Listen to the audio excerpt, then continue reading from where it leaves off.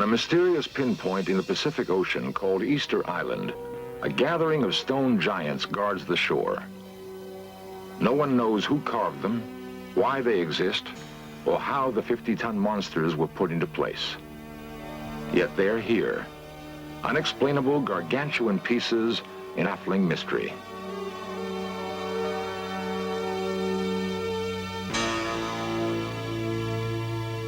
In the jungles of Central America, colossal stone heads were discovered 80 miles from where they were originally carved. Weighing 100 tons, there is no clue as to how they were transported through dense swamp, nor do we know who moved them to this remote jungle. Long before the Egyptians built the pyramids, someone constructed a vast stone city atop a peak in the Andes. The ruins stand empty and silent.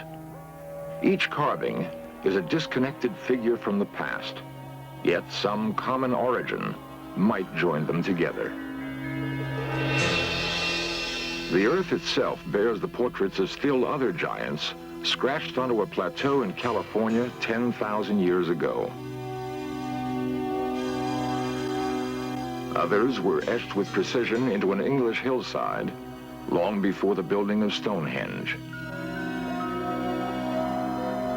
The tools to carve and move the giants indicate an advanced technology. There is a place where the knowledge and skills to create the giants may be found: the kingdom of Atlantis. Never before have explorers been so close to finding Atlantis. Never have we possessed as many clues, nor have we been able to bring the detection equipment of modern science to the search. Until now.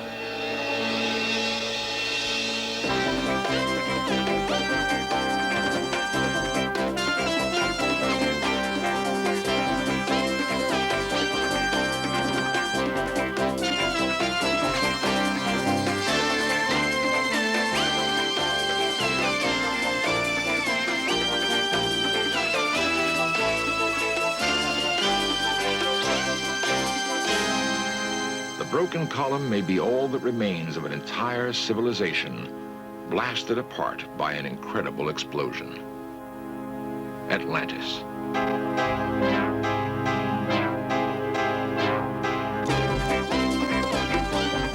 This series presents information based in part on theory and conjecture. The producer's purpose is to suggest some possible explanation, but not necessarily the only ones, to the mysteries we will examine.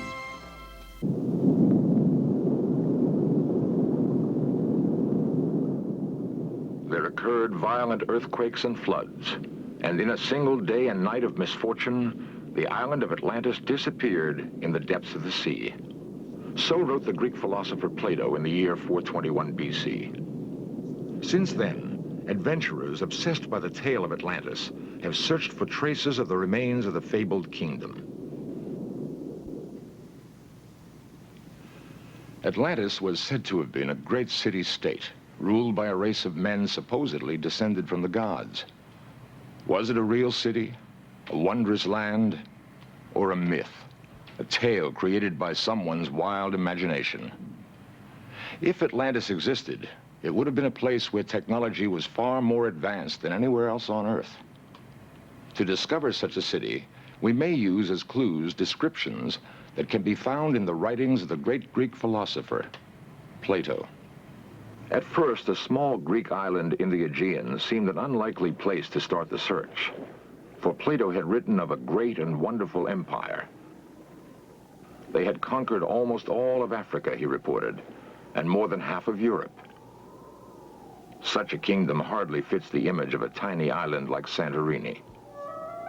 In 1966, however, the remains of an ancient building were dug from beneath 250 feet of ash and lava.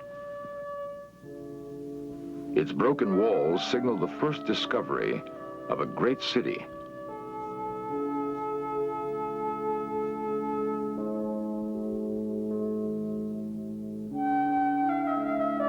Today, only small villages cling to the Santorini mountainsides.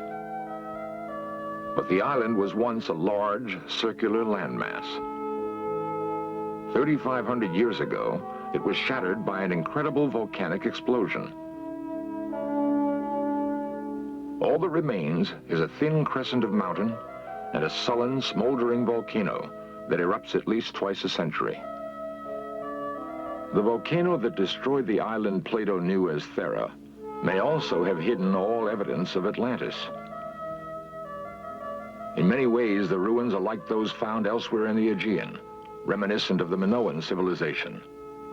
Then, reading Plato and viewing the broken walls and shattered pots, a sudden, chilling discovery is made. These ruins fit Plato's description of Atlantis with an uncanny accuracy. They constructed buildings about them and planted suitable trees, wrote Plato.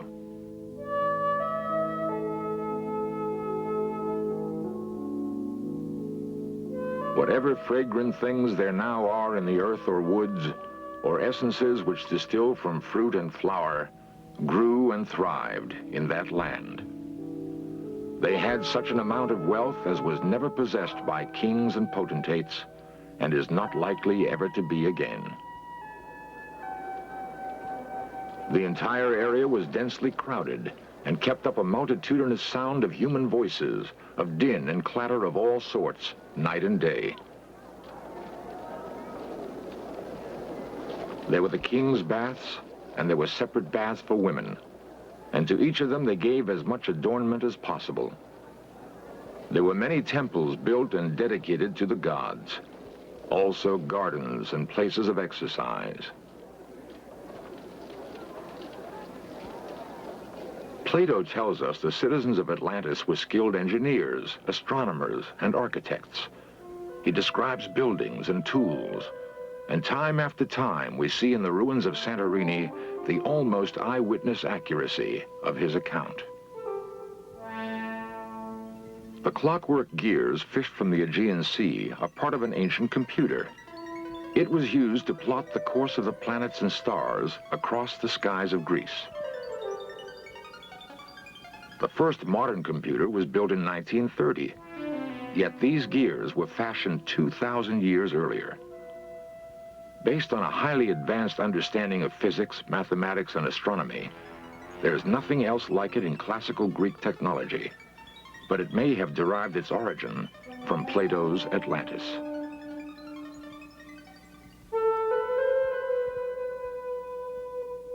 The ruins on Santorini match Plato's description, but one piece of the puzzle refuses to fall into place. Despite the opinion of some experts that here indeed are the remains of Atlantis, Plato himself seems to suggest it lies elsewhere. We must search, he tells us, beyond the Pillars of Hercules. The Pillars of Hercules are today known as the Rock of Gibraltar. Therefore, Santorini, an island in the Aegean east of Gibraltar, could not be Atlantis. It must lie to the west, in the Atlantic Ocean. In a moment, we shall continue our search for Atlantis beneath the oceans, thousands of miles from Plato's ancient Greece. The geography of the Earth is not constant. Dry land was once covered by ocean. What is now seabed was once mountain and forest. The Atlantic Ocean that now separates the Americas from Europe and Africa is so familiar, it's hard to imagine a time when it was not always there. But once, a great landmass stretched over what is now the Atlantic Ocean, bridging the Mediterranean and the Caribbean. Beneath the surface of both of those seas are the broken remains of ancient cities. They may represent the eastern and western ports of Atlantis. The search for the eastern border of Atlantis begins just beyond Gibraltar in the Spanish city of Cadiz. Once a Phoenician port, Cadiz is among the oldest cities in Europe. Here, Dr. Maxine Asher of the Ancient Mediterranean Research Association met Spanish diver Francisco Salazar Casero.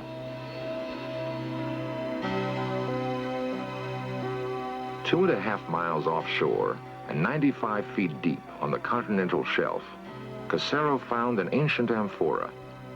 It had lain among the ruins of a city, older, he said, than any of the Greek and Phoenician remains in the area.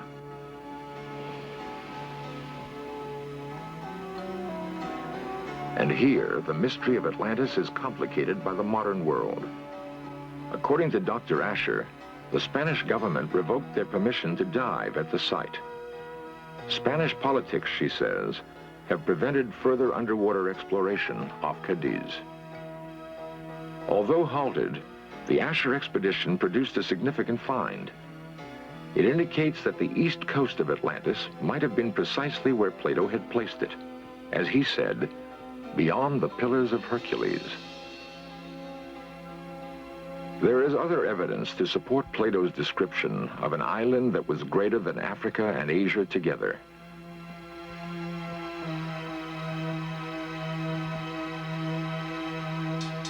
Ancient maps have led geographers to explore the possibility that the Antarctic slowly drifted south in the wake of a massive upheaval. Whatever the reason, we know that once it was part of a much larger landmass. The western edge of that land may lie here, beneath the crystal waters of the Caribbean. The actual discovery, however, is no more astonishing than the man who predicted its very existence. These strange blocks were first seen in a vision by the most remarkable mystic of all time, Edgar Cayce. Edgar Cayce was known as the Sleeping Prophet. Hundreds of astonishingly accurate predictions are cataloged in the archives of the foundation which bears his name. In 1939, Edgar Cayce predicted the end of World War II and his own death. Both events, he said, would take place in 1945. He was right. He foresaw the freedom of India from England, the death of John Kennedy, and a number of geological changes that are still to take place. Edgar Cayce's most remarkable prophecy, however, concerns a lost kingdom. Geological upheavals, he said, would bring about the rediscovery of Atlantis. Cayce saw Atlantis breaking up into 5 islands. The largest he called Poseidia. And Poseidia will be among the first portions of Atlantis to rise again, expected in 68 or 69. That prediction was made in 1940.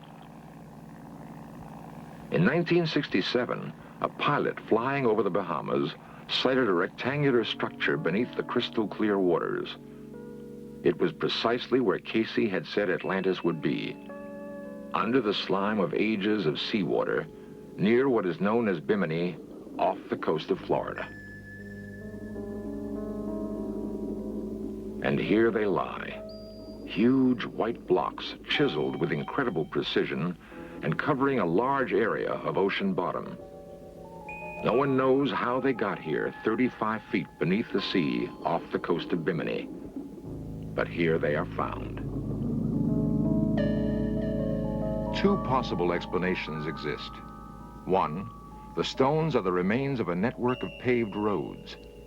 2, they are the tops of huge stone walls that once enclosed the palaces of Atlantis.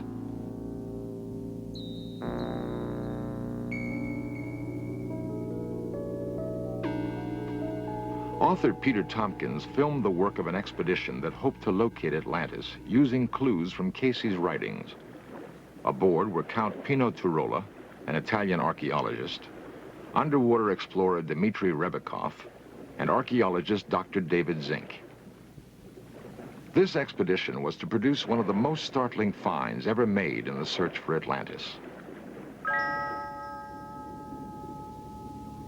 Beyond the giant blocks, the divers discovered the remains of several ships. One had gone down in the year 1830.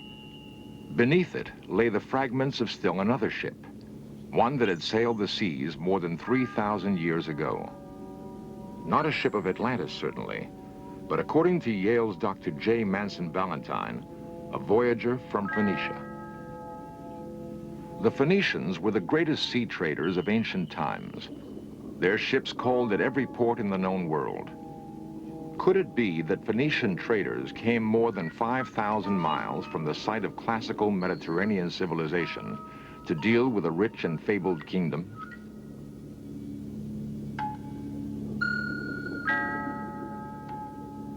The question posed by the wrecks and the blocks of the Bimini Wall remained unanswered as the expedition continued to explore the waters off Bimini.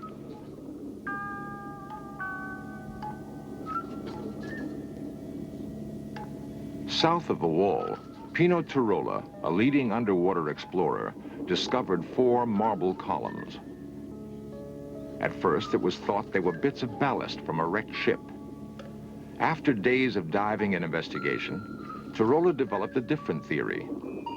He believes that the columns could be 12,000 years old, actual relics of a center constructed in stone and marble. There are more tests to be made. Geologic dating of these and the expedition's other finds could confirm the explorer's theory that here is Atlantis. Here is the fabled world.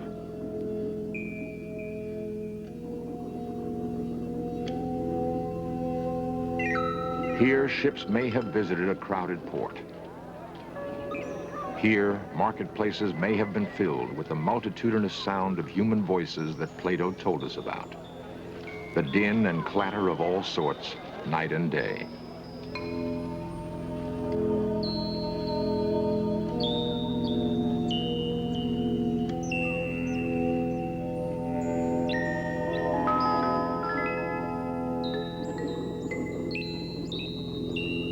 The broken columns may be all that remains of an entire civilization blasted apart by an incredible explosion.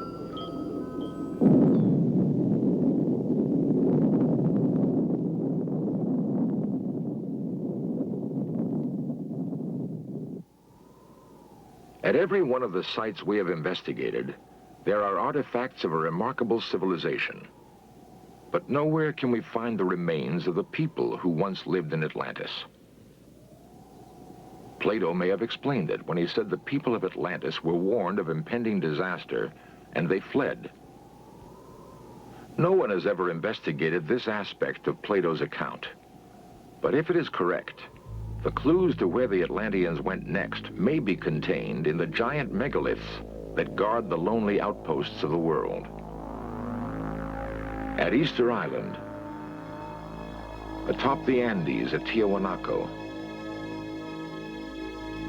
in the jungles of Central America at La Venta, we can find the final clues to the mystery. These monoliths may tell us where the refugees, the engineers, astronomers, and architects fled, carrying the technology and culture of Atlantis.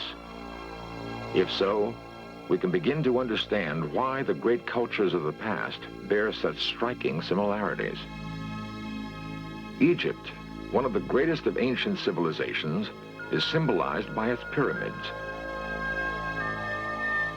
So too does the pyramid mark the ruins of this highly advanced Mayan society. There are other similarities. The Egyptian temple of Amen-Ra at Karnak is aligned with the sun.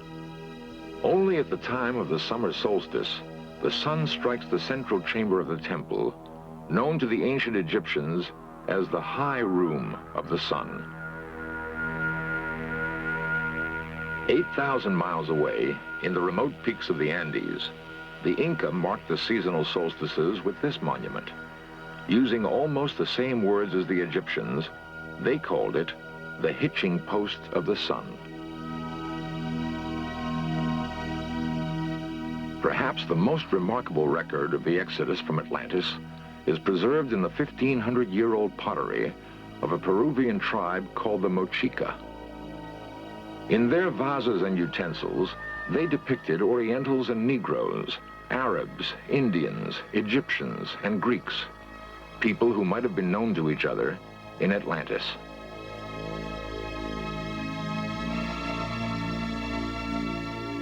In the stones and bones of the past, we've made a startling discovery. There is a common origin for many widely dispersed ancient civilizations. In the tombs of Peru, we see similarities with other cultures, with the Mayans, with the Egyptians. In the development of mathematics and astronomy, we see links that may reach back to a common origin in Atlantis. And most startling of all is the shared belief in eternal life.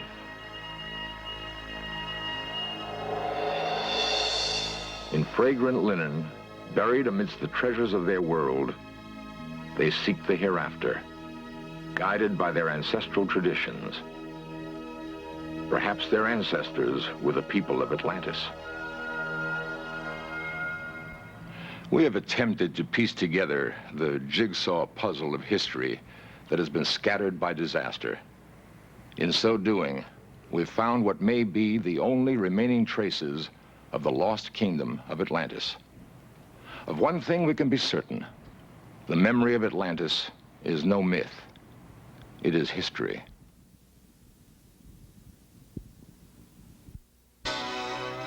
The tale of Atlantis was first told by the priests of Egypt to a Greek poet named Solon.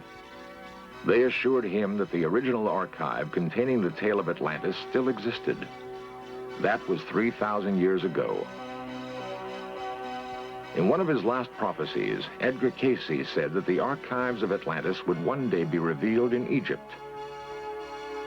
Soon, a new expedition will begin the re-exploration of the pyramids of Egypt, searching among the hieroglyphs and tomb paintings for the absolute proof that once, back before the beginnings of history, a marvelously advanced civilization of human beings once ruled the earth from an island continent called Atlantis.